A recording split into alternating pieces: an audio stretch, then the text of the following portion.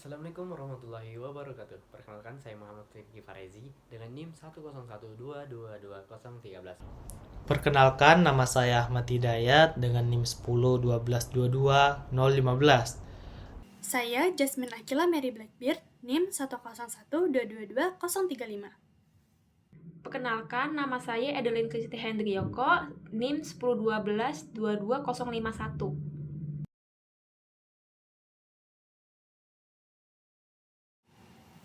Bioetanol adalah salah satu sumber energi terbarukan. Bioetanol ini berasal dari dua kata, yaitu bio yang berarti hidup dan etanol yang berarti etil alkohol, yaitu turunan dari alkohol. Bioetanol adalah sebuah cairan yang terbuat dari proses fermentasi dari sebuah sumber karbohidrat dengan bantuan mikroorganisme. Sumber karbohidrat yang digunakan yaitu seperti jagung, ubi jalar, ubi kayu, tebu, dan sagu. Dan kesimpulan bahwa bioetanol ini adalah produk yang berasal dari tanaman hasil fermentasi dengan bantuan mikroorganisme.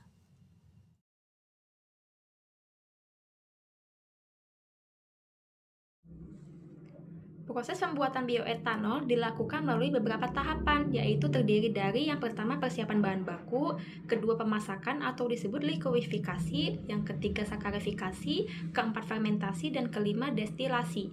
Pada pelaksanaannya, bahan baku pasca panen ditangani dengan dua perlakuan sesuai kebutuhan, yaitu dapat langsung proses produksi atau melalui proses pengawetan.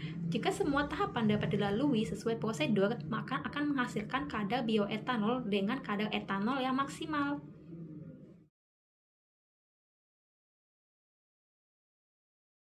Pada kesempatan kali ini, saya akan menjelaskan tentang alasan mengapa kita harus mulai beralih ke energi terbarukan. Seperti yang kita ketahui bahwa bertambahnya jumlah penduduk di dunia, ini tentunya berimbas pula dengan bertambahnya kebutuhan akan transportasi, yang tentunya juga mempengaruhi kebutuhan akan bahan bakar. Bahan bakar terbanyak yang digunakan saat ini ialah berasal dari fosil. Namun ketersediaannya bahan bakar ini sudah menipis karena energi fosil adalah salah satu energi yang tidak dapat diperbarui. Jadi kita harus memanfaatkan energi terbarukan yang bisa dimanfaatkan sebagai kebutuhan manusia. Energi yang akan saya bahas yaitu energi terbarukan bioetanol yang mana bisa dimanfaatkan sebagai bahan bakar di masa depan. Bioetanol sudah dikembangkan di berbagai belahan dunia dan saat ini Amerika Serikat adalah salah satu negara produsen bioetanol terbesar di dunia. Indonesia sebagai negara yang kaya akan sumber daya alam tentunya memiliki kesempatan yang besar untuk mengembangkan energi bioetanol untuk menjadi sumber energi di masa depan. Saat ini Indonesia sudah mulai memproduksi bioetanol dari berbagai bahan baku seperti tanaman lignoselulosa, singkong, kentang, limbah makanan, dan sebagainya.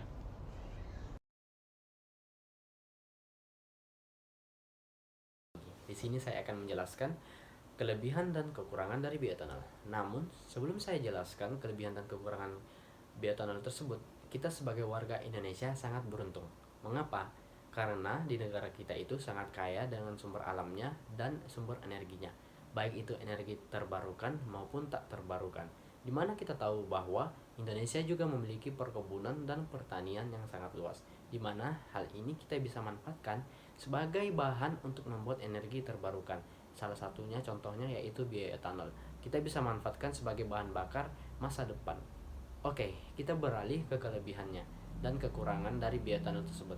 Kelebihan bioetanol sangat aman digunakan sebagai bahan bakar karena memiliki nilai oktan yang lebih tinggi dibanding bensin, sehingga membuat bahan bakar tersebut terbakar tepat pada waktunya sehingga tidak menyebabkan fenomena knocking pada sebuah mesin.